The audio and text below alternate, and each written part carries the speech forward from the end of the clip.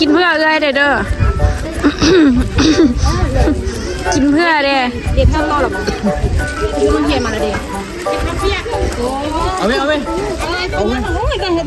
สบายดีตอนเช้าเด้อทุกคนตอนนี้มาฮอนแล้วตอนนี้เบิ้งเอาตัวก็ยักไปเนาแล้วชิไปนำเขาอยู่ว่ะชิไปนำเพื่อนอยู่ว่ะชิจ่าเลยชิจ่าเลยเบิ้งหมอตัวแฮนค่าไก่ทุกคนเลยทราบค่าแล้วอ้วนตั้งแต่เช้ามานะจ่าชันคันชิวน้ำเนื้อจาบดาชิวชิวไปชิวจ้ะเพื่อนด่ะ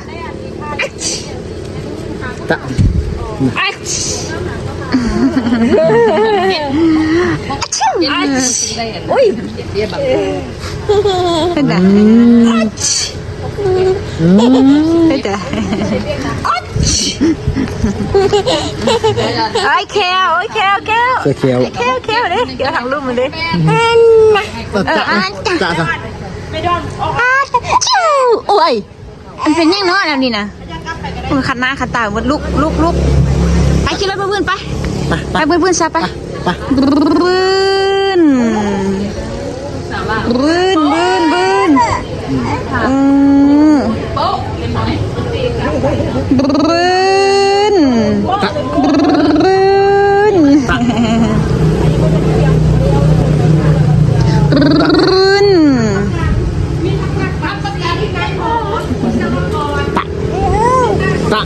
ออกมาแล้วทุกคน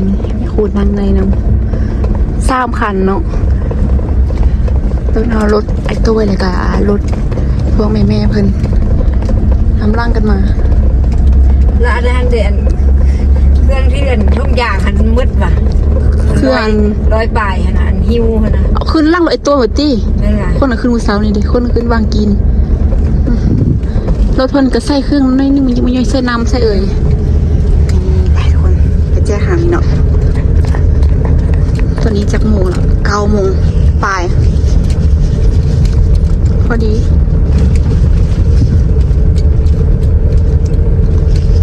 เดี๋ยวถ้าเบื้องตัวจริงคนเอาว่านักเรียนที่มาประมาณจะคนว่าที่เขาเจ้าอันนั้นไว้ก็ประมาณ100 ฝ่ายนะน่าจะมาหมดอยู่ที่เพราะว่าผู้อำนวยการเพื่อนน่าจะแจ้งหมดทุกคนว่าเพื่อนที่มาแจ้เครื่องเนี่ยค่ะนะแจ้เครื่องแจ้ข้อให้มาเอาเรียนหมดทุกคนใช่ไหมคนมาก็ได้คนไพ่บ่มาก็บ่ได้แต่ว่านักเรียนบ่ค่อยไล่เนาะที่นี่มีแต่เคสบ้านเขาเจ้านักเรียนบางทีผลม่วงกับมาเรียนวีดำเด็กดำน้อยแต่ว่าสุดท้ายเขาเจ้าเสียเอาไปเอกชนหมดเดี๋ยวขี่รถไปก่อนทุกคนมีนักยังบ่เคยเห็นนักเรียนอยู่นี่จ้าคืออะไรมาเธออะไรยังบ่เคยเห็นจากว่าเธอยังบ่ทันมาจากบ้านเพิ่นมาเที่ยวนี่ก็คือเป็นเที่ยวที่ซ่อนบ่แม่เที่ยวที่ซ่อนเนาะเที่ยวที่บางโรงเรียนนี่เที่ยวเล็กมาเที่ยวที่ซ่อนเที่ยวอย่างพี่เดินโรงเรียนนั่นสิได้ว่านาไซเนาะนาไซบ่นาไซคือสิไปทางพุ่นทุกคนเนาะขึ้นทางแม่นขึ้นทางใส่สมบูรณ์พุ่นแหละอันนี้เพิ่นมาเป็นเที่ยวที่ซ่อนแต่ว่าเปลี่ยนโรงเรียนอันนี้เพิ่นมาเที่ยวที่ซ่อนแต่ว่าตัวนี้สิเป็นมาทางอันนี้เบื้องพี่คนเอาทาง516ทางยังพี่แต่ว่าสิไปบอนคุณเลยมาทางเดียวกันมีข้าวเปียกยังทุกคนเอาแล้วก็เครื่องที่กะเคียมเมื่อวานนี้ทางนี้เขาจะเกี่ยวข้าวเกี่ยวน้ำหมดละปีนี้เขาไม่ได้เกี่ยวกับก็เกี่ยวฟ้าเป็นอะไรคืนนี้ก็ฝนตกบางแห้งไม่ได้คิดจัง5 กมาแดดบ้างช่วงเสาร์นี่ทุกคนเดี๋ยวไปท่าเบื้องกันทุกคนเดี๋ยวขี่รถไปก่อนเว้ยดิโอ้โหคือเฮียที่เขาอีปีนี่เรียนจงกันดูฮอนเฮียแล้วทุกคนนี่นักเฮียกันขึ้นห้องหมดอยู่ยอดไปสิเด้อขึ้นถึงเลยจีขึ้นนี่ขึ้นนั่นหรอขึ้นนี่วะขึ้นได้ป่ะจ๊ะไม่ได้โมขึ้นจับโมดิคาเฟ่จ้ะได้อยู่สเล็กเมื่อกี้เรียกตึกตื้นหรอนี่เมื่อกี้ทางนั้นตะเลิศนึกว่ากันห้องขึ้นยันหม้อกันยันหม้อเขาปีกความอะไรเอาลงไปทุกคนนี่ทุกคนเดียวมาเกียมเครื่องเกียมคล้องทุกคนเนาะ วันนี้นักเรียนเขาเจ้าก็เริ่มทยอยออกมาคนโตคนตายออกมาเนาะ ที่ป่านี่มันบอล ถ้าเคยได้ขึ้นใหม่ทุกคนพวกนี้อันนี้เป็นข้าวเปียกแต่ว่าสิบ่เอาลงทุกคน โอเคนี่ข้าวจี้อันนี้อันพูดที่อันนี้ตักกับเปียกแล้วใส่นี่นะกลับมาเอาอันนี้มีตัดเนาะมีตัดมันตัดง่ายเนาะ เนาะแซ่บๆไปเลยมีก็ได้คันมีเข้าน่ะ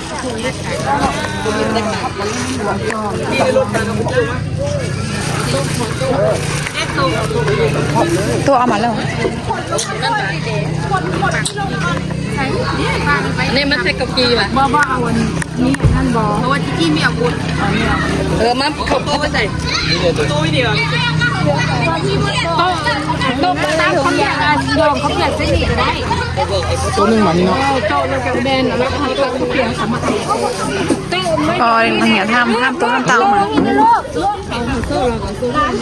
แล้วมันส่งแล้วยังไงมันจะบอกก็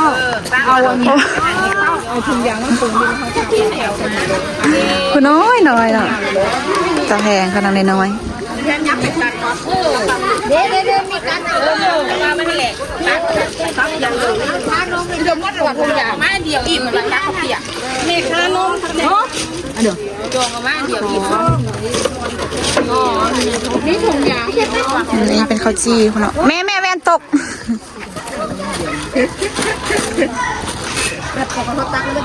นี่มีตัด ไก่กระดูกที่จะไม่ขายแล้วก็เลย เดียวแม่สิบีบน้องนี่ถุงยางอีกมั้งนี่ถุงยางไปตักถึงแล้วแม่ต้องเวกว่าให้เจ้าโยมผู้เดียวได้โยมขึ้นมาเขาตักผู้เดียวมันสิทานโจมือสิตักอันนี้2จองพร้อมกันสิเขาลูกอันนั้นนี่เรียกก็อันเดียวตัวสกัดสบายดีอันนั้นเอามาเดี๋ยวจัดเตรียมเครื่องซอสไปกันทุกคนใครมาเบิ่งตอนนักเห็ดออกมากันนี่เริ่ม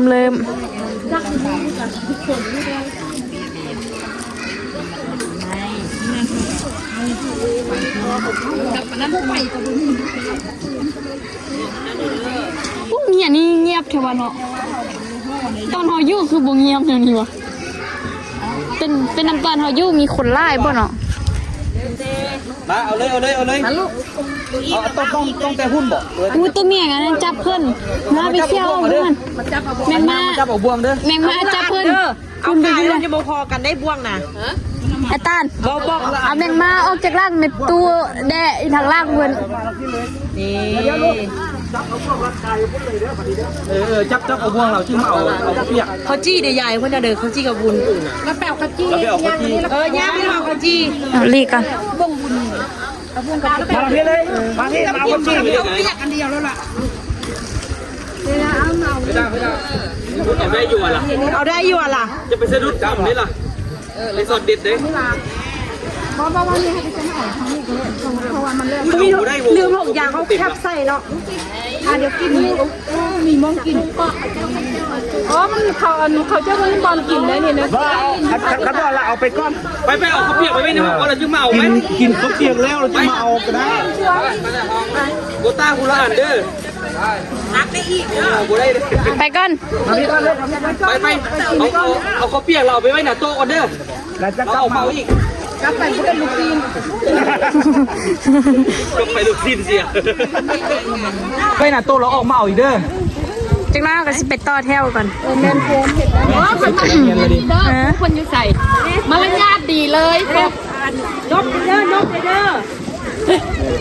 นกเด้อ สบายอยู่ขนาดนั้น เอาไปใส่ ตู้เย็น เอาข้าวเปียกเราไปไว้หน้าโต๊ะก่อนใครได้ล่ะใครได้ล่ะก็เอาข้าวจี่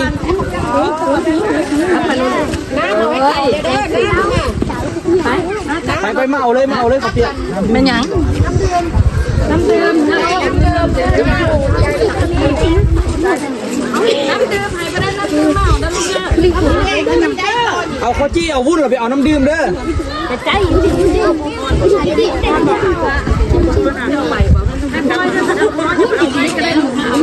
น้ำโดดเดียวยังไม่เบิด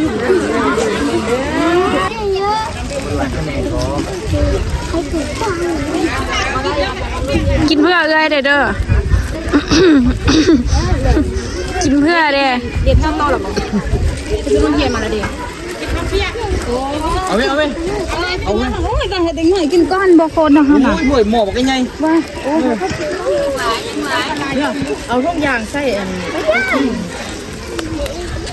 มืดแล้วมันมีเรียกก็หมอเอฟเรียกช่วยแล้วบอก เอาข้าวเปียกแล้วมันบอก เอาตัวพุ่งมาจนเกิด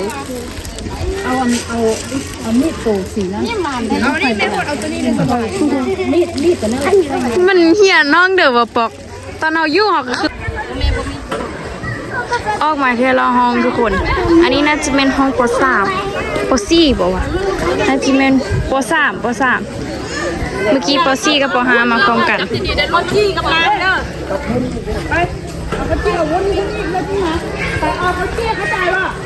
เอาขี้แล้วเอาน้ำเด้อเอาน้ำเด้อ มาได้เลย อันนี้ได้ข้าวเปียกแล้วบ่ลูก ได้ละคุณเอาไปไว้ในห้องไปเอาข้าวจี้กันเอาวุ้นแล้วจึงไปบ้านเดียว พูดนะ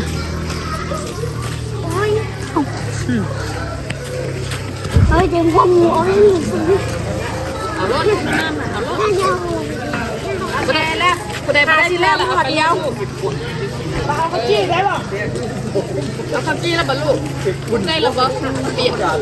ไปลูกไปได้แล้วบ่น้ำไปแล้วบ่ได้น้ำแล้วบ่แล้วไปเอาข้าวจี้เอาน้ำมาเลยเอาน้ำเด้อ นี่คายข้าวเปียกก่อนทุกคนเนาะเดี๋ยวคายข้าวเปียกเอาน้ำเอาเยี่ยงแล้วก็เดี๋ยวจ้างค่อยมาเอาข้าวจี้เนาะเอาข้าวจี้แล้วก็วุ้นเอาวุ้นที่พี่หน่อยเห็นตัวนี้วุ้นเฮาอย่างยืดทุกคนเนาะอย่างอีกอยู่3ซ่อง3เสียได้ข้าวเปียกนี่แต่ว่าไม่นานยังไม่ทันได้กินเลยสิเบิ่งเนาะ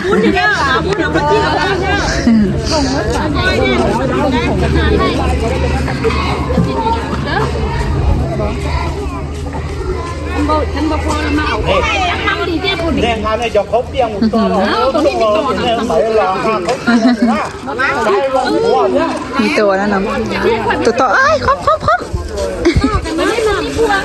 เอาพวงมาพี่ไปนี่เอาพวง โตนำเราเลยใช่ก็เต่าเลือดจากเตียนเต่าเตียนหัวเลยจ้ะ ตัวต่อนำตัวต่อนำถ้วยข้าวเปียก วุ้นไปเอาวุ้นเอาวุ้นก็เขา มันเดี๋ยวมันนานใจบุญกันทุกคนเห็นเป็นรถไฟมา ห้องน้อยเตียง ชุดคุกกิ๊กเขาเอาแล้วชุดคุกกิ๊กน่ะ พอดีเลยแล้วนะ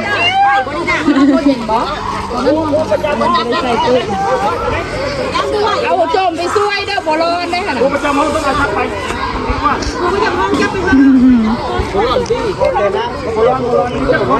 เอาวุ้นเข้าไปเอาดีกว่าเอาแต่ทำเวียกไปก่อน นี่ทุกคนเนาะเอาข้าวเปียกมายาอยู่ในห้องครบแล้วป่ะครบละครบหมดแล้วเนาะครบมาแล้วทุกคนเอามาแจ้งเข้าในห้องนะเพราะว่าน้องเพื่อนผู้น้อยเนาะน้องเพื่อนผู้น้อยเหมือนจะเลยว่าครบละโดนครบละ2 4 6 8 10 12 14 16 18 20 22 24 มาเฮียนสัก4 คนอันนี้ปิ่นครูเขาเฮียนทุกคนแต่เขาจะเฮียน10 ป .4 ข้อแต่ว่าน่าจะบ่เป็นป .4 โอ้ป .1 คาดผู้นึงเงินบ่โอ้ป .4 เขาหมดแล้วทุกคนเนาะครบละ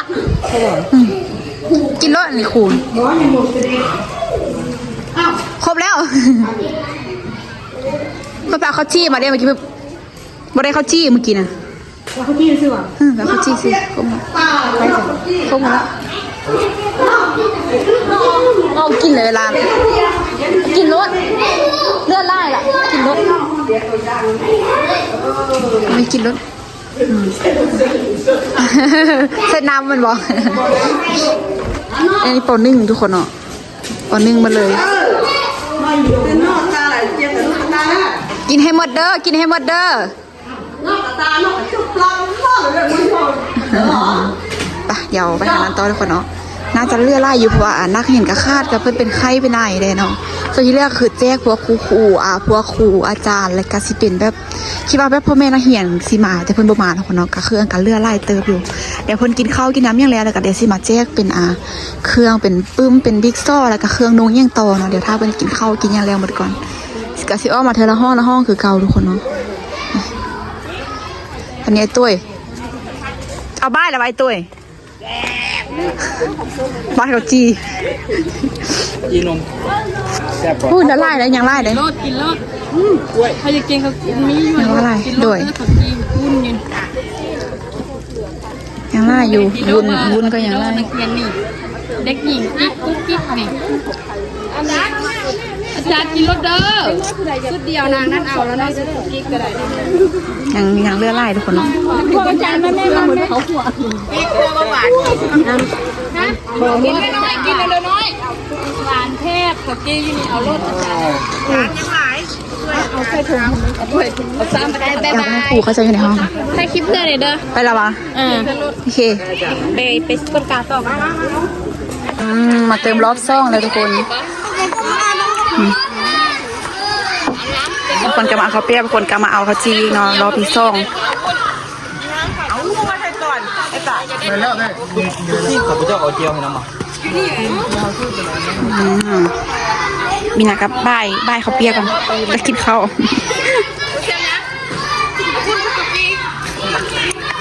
ไปพักผ่อน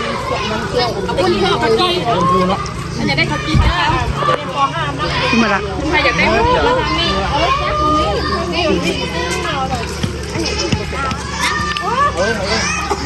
เดี๋ยวมาแซ่นะครับจะได้บุญน้ำบอก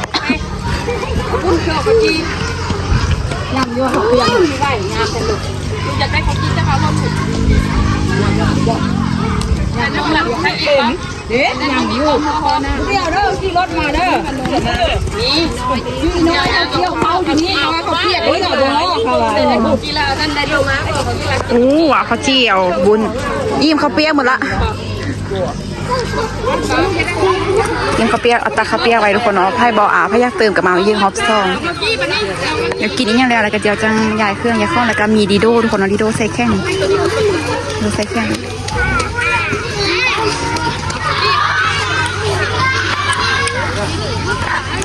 ปอซี่ปอห้ากับพูน้อยไปตัดพี่ไหนทุกคนเลย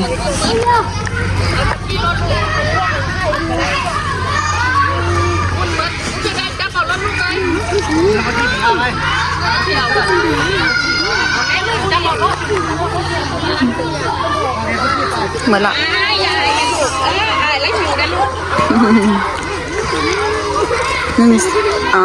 มีห้องฟ้างเลยทุกคนมีโปรแกรมมีห้องฟ้างมาแบบ3-4 ปีนะเขาจะไปยากไปไก่กับมาฟ้างนี่ใช่ไหม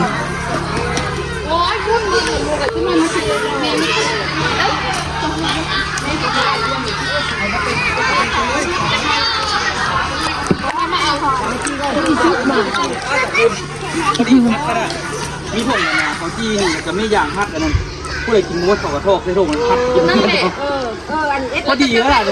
พอดีมีอย่างมัดบุ้นเด้มัดบุ้นนะเขามัดเขาเปียกเขาเสื้อเขาเปียก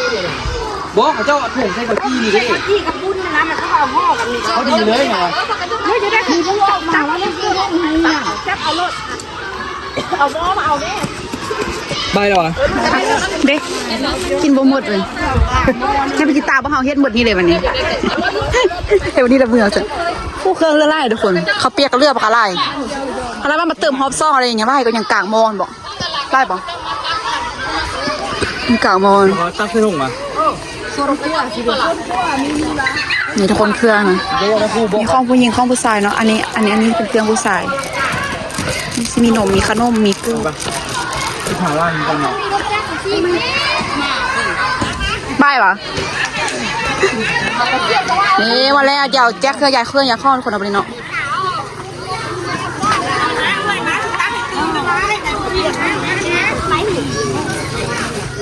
เขาเปียกบอกเขาเปียกบอกเขาจีบอก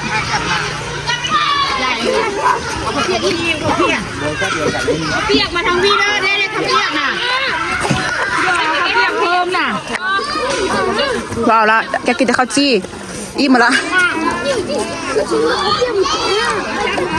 เอาแล้วแม่ น่าอาย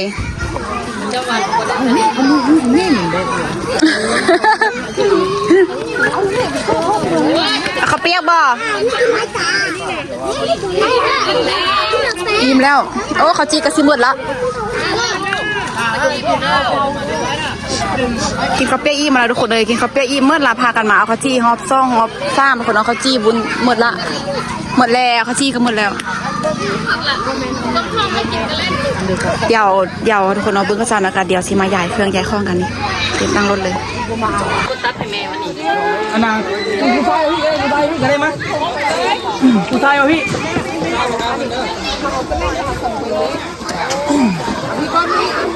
ผู้ชายมาหาคนที่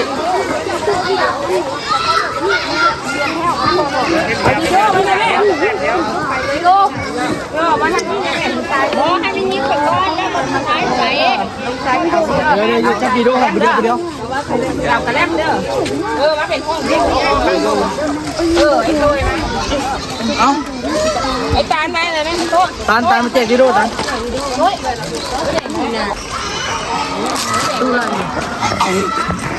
อ๋อแปลวน้ำเราเด้อมาเอาดีเด้อซ้ายน่ะมาออกไปทางพี่ ไปหาเพื่อนต่อพูดให้พูดสักกันหนึ่งละอันก่อน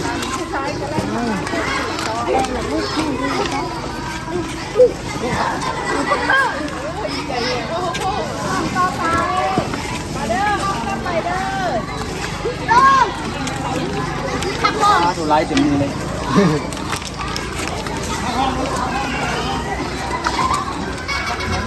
ใส่ผมผู้นิ้งเลย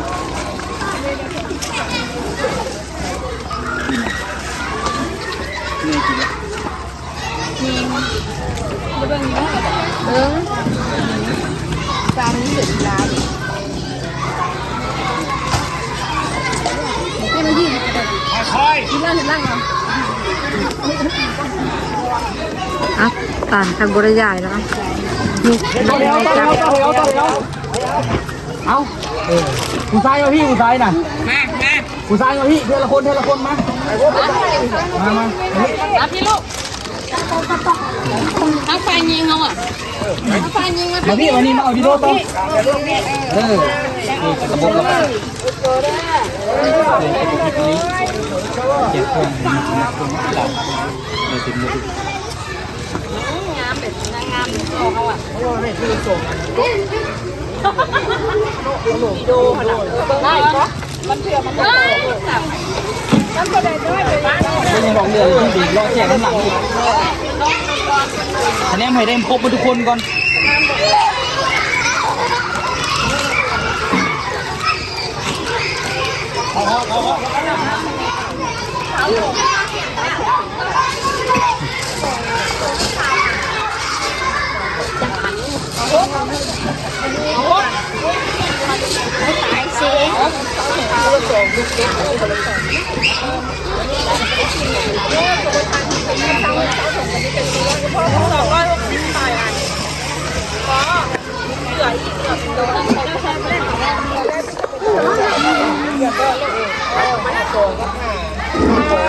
ลู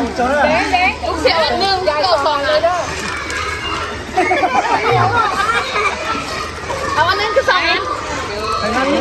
แม่ให้สองยังมาลูกตกมาพี่ไม่ดีโดสิก่อน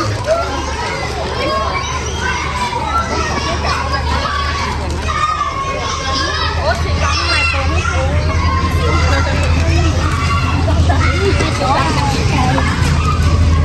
ถ่ายวิดีโอนี่เด้อถ่าย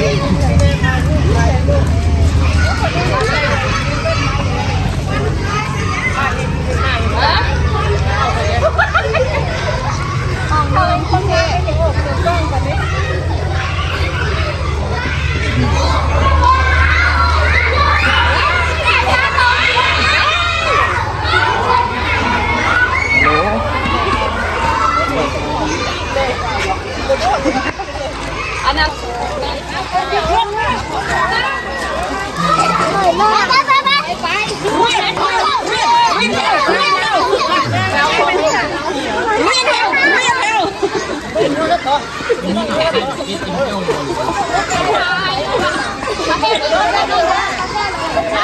าแถวเอาแถวลูกแถว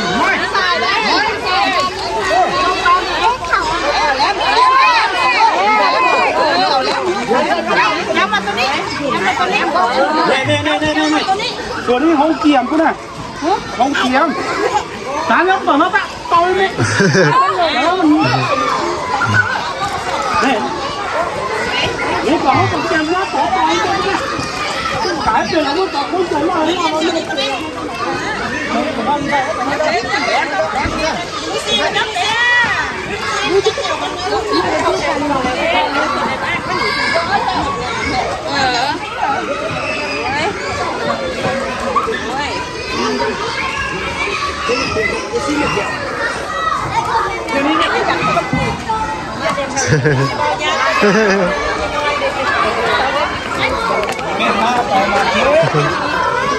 น้อยเลยเรายากเลยนึง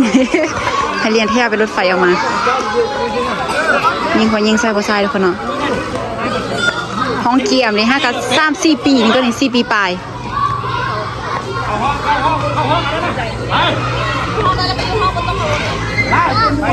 เอาเพิ่งปิดแล้วไทยอีกวะดีใจให้ทุกคนได้เครื่องนะกาแฟนะ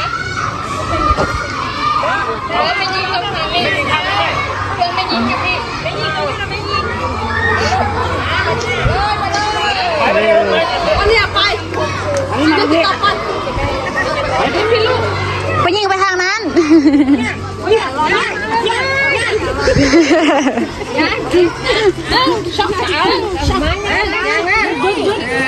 ใจแนวเราแลมเอาแลม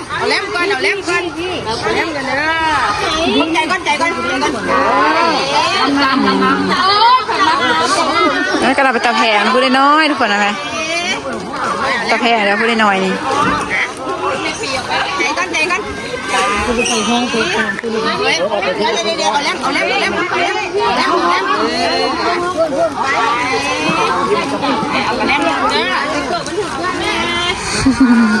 ดี๋ยวเอาแลมเดี๋ยวเซ็นไหมชิลมเปลี่ยนไหม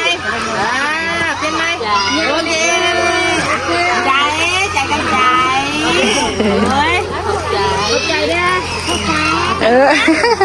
โอ้ตะแพงแล้วเข้าใจย่างไปเลยย่างไปเลยย่างไปเลยเ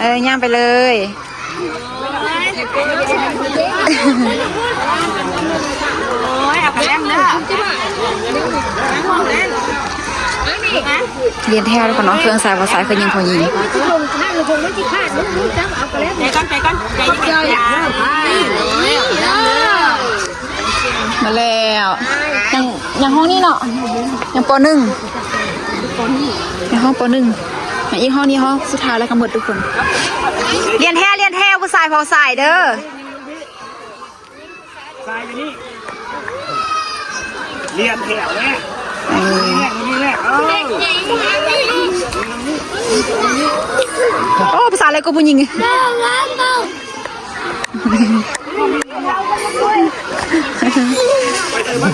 ภาษาอะไรก็พูดยิง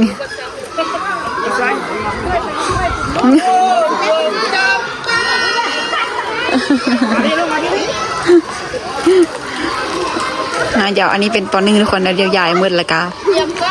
มืดทุกคนเนาะเพราะว่าเกียมมืดทุกคนละมืดละห้องสุดท้าย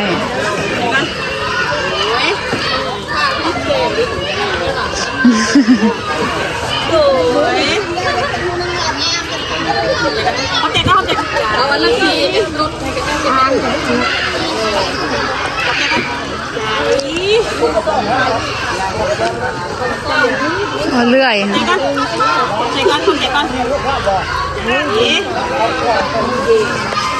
เอาเพื่อพระเอาไปให้เขาเจ้าหรือเปล่า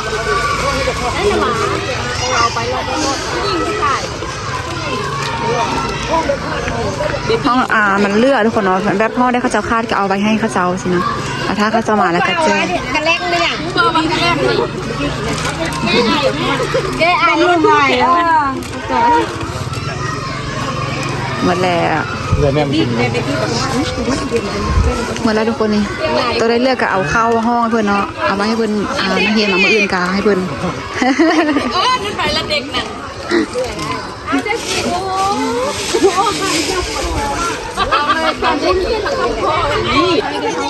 โอ้ไทยฮอบทุกคนไทยฮอบ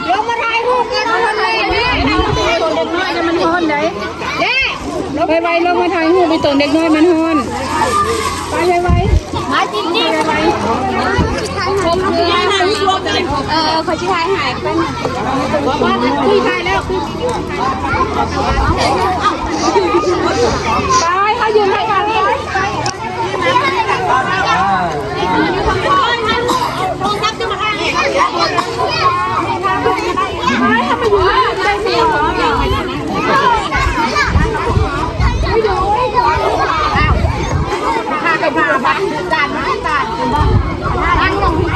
จัดระเบียบบังหน้าไม่อยู่แล้วเป็นบังงามแล้วมาบังหน้าพวกเขา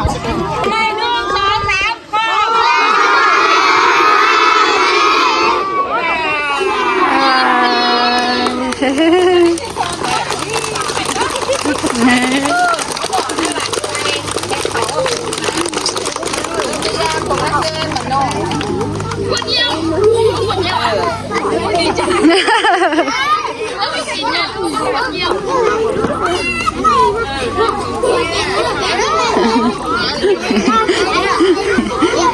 ก็เดียวผู้ใหญ่ก็หมู่เนาะยุ่งเหยิงเนาะตาแพงทุกคนเลยกำลังน้อยๆเนาะห้องเกียบห้องนั้นพูดน้อยๆไปนะเอาเครื่องมาอ้วนกันนี่ได้ทุกคนได้เครื่องนี่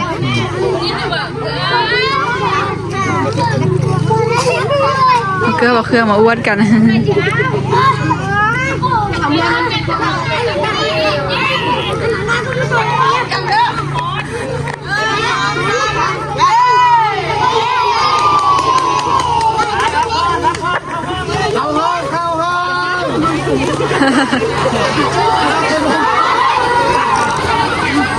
เข้าห้อง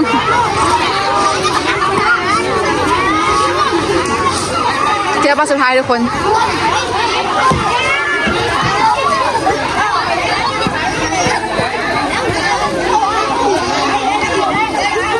สุดท้ายท้ายสุดก็สิปิด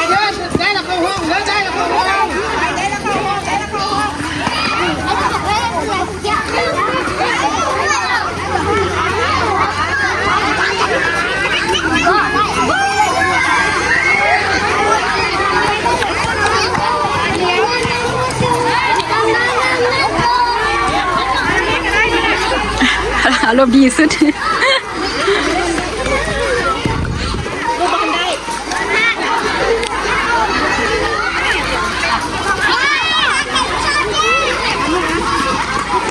หมดแล้ว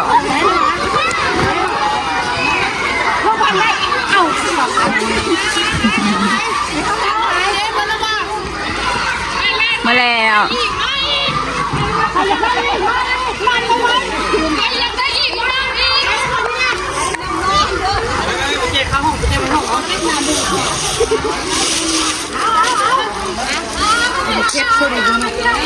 นี่เครื่องปรุงอ่ะเที่ยวเอาเผ็ดเมื่อเราทุกคนเดี๋ยวสิแยกย้ายนี่แล้ววันนี้นะหมดละ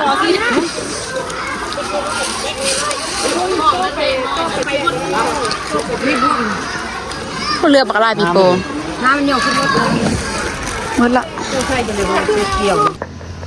ตอนนี้กลับฮอลเทือนแล้วทุกคนเนาะคนเครื่องคนคลองอีกยังลงละก็คือเพื่อนซีขึ้นไปพาเซตอีกเนาะทุกคนเนาะก็เก็บเครื่องนี่เรียบร้อยตอนนี้ไอ้ตัวกับอูกำลังไปหาเพื่อนแล้วก็ซื้อเพื่ออยู่เพื่อนกินนี่ยังมาไว้เฮ็ดกินอะไรเนาะเดี๋ยวสำหรับคลิปนี้มีนักเข้าตัวลาไปเกินเด้อจะได้กับฟ้าทุกคนกดไลค์กดแชร์กดติดตามเพื่อเป็นกำลังใจในการในคลิปต่อไปสำหรับคลิปนี้มีนักเข้าตัวลาไปก่อนไว้เจอกันคลิปหน้าสบายดี